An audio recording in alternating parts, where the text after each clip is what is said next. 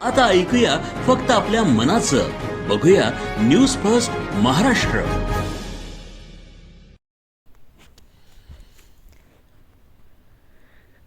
नाशिकलगत असलेल्या त्र्यंबक रोड महिरवणी येथील संदीप फाउंडेशन या विद्यापीठातील कॅम्पस परिसरात असलेल्या वसतिगृहात सामूहिक नमाज पठण करण्यात आलंय. याची माहिती काही हिंदुत्ववादी संघटनेच्या कार्यकर्त्यांना मिळताच त्यांनी या ठिकाणी होत असलेल्या सामूहिक नमाज पठणवर आक्षेप घेत या ठिकाणी हिंदू सणांना बंदी आहे मात्र मुस्लिम सणांना परवानगी कशी दिली जाते असा प्रश्न उपस्थित केलाय.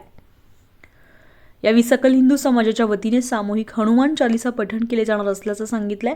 तसेच प्रशासनाने दोषींवर तात्काळ गुन्हे दाखल करून संबंधितांवर कारवाई करावी अशी मागणी केली आहे.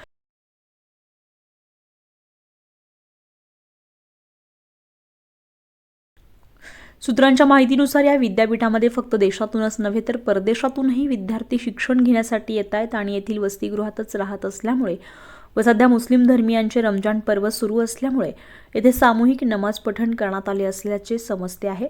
मात्र आता प्रशासन यासंबंधी काय कारवाई करणार हे महत्त्वाचं ठरणार आहे.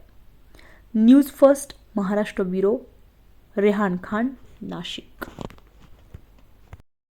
News first Maharashtra.